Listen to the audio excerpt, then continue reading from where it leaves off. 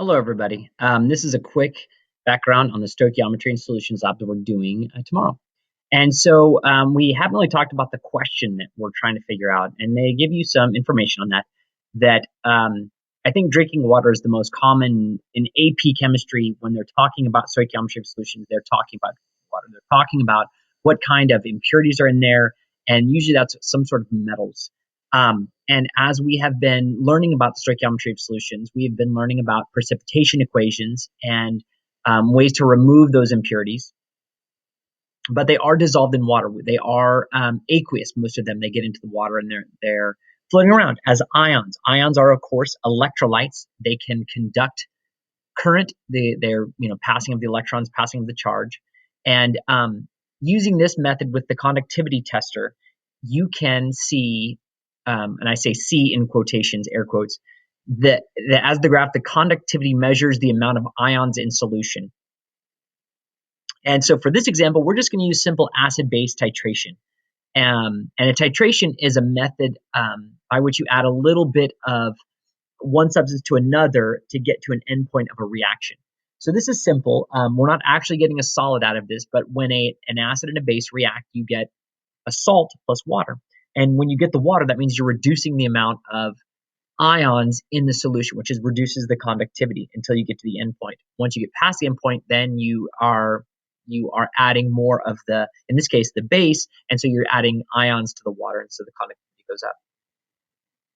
So this is a way to determine the amount, not necessarily what is in the water, but the amount of ions in the solution. So, and we would not be able to do this. We've not ever used a conductivity tester before. This is a really awesome way to do it. So I'm excited about that because you guys do need to know that ions are electrolytes. That came up on the test last year. So as you're working through this, we're going to be doing model number 1 and model number 2. In model number 1, we are using 2 molar sodium hydroxide and 1 molar hydrochloric acid. You can see right here. And we need to use exactly 25.0 milliliters of hydrochloric acid. And you can add about 50 milliliters of the water. You can add even a little bit more if you want, because the water is not really a part of the reaction. So that is not as key. The phenolphthalein is important because that's going to turn pink when we reach the end point. So you're going to get to see the point at which, when it becomes permanently pink, that should be the point at which you should get the bottom. Your conductivity should bottom out, and hopefully you'll get to see that on your graph. In model 2, I'm going to be giving different tables, different concentrations of acid. Now, in all of this, you have a concentration of acid, and you have a volume of acid, the 25.0 milliliters. You have a concentration of the base. It's 2.0 molar sodium hydroxide, NaOH, every single time. What you don't have is the volume of the base. So you would be calculating the volume of the base using the titration equation, the MAVA equals MBVB. So in model 1, you're going to calculate the amount of base that is required to reach the endpoint of this reaction, and then you're going to use the Pasco software, the equipment and software, to see if that is actually true. And then for model 2, you're going to do the same thing with a different concentration. Each table is going to have something a little bit different, and that's fine.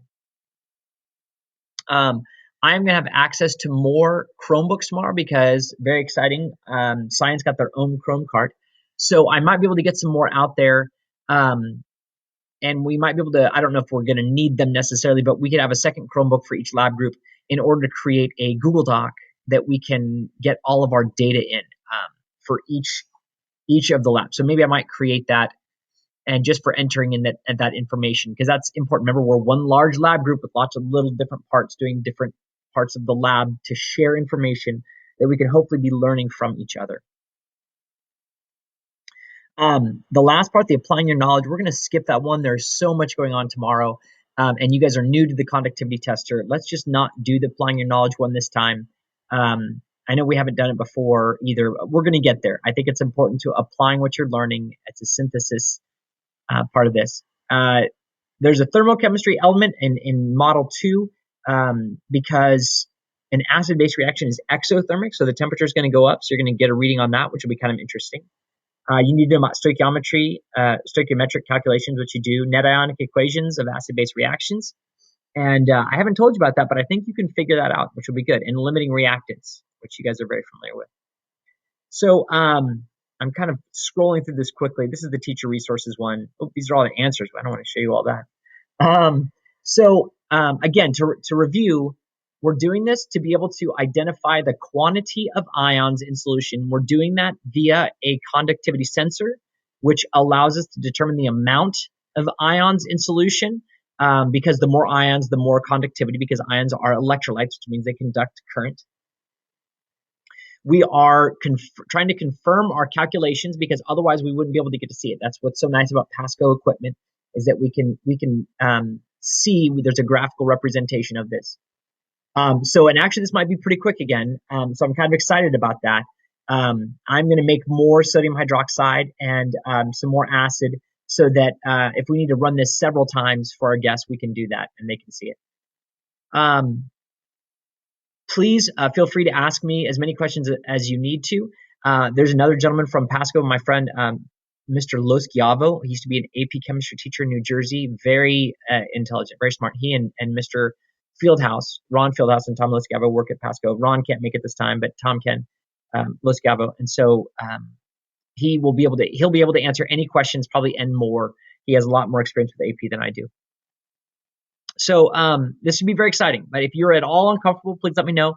And we're going to try to have lab stations like 4 through 8 be the ones that are where you are if you're willing to talk to people. And lab stations 1, 2, and 3 maybe are more the quiet stations. And if you guys just really can't handle it, we're going to move a lab station into the prep area. And you can work out there because I don't want anyone feeling uncomfortable. Please remember to bring your permission forms signed as well. Thank you guys, and I look forward to seeing you tomorrow.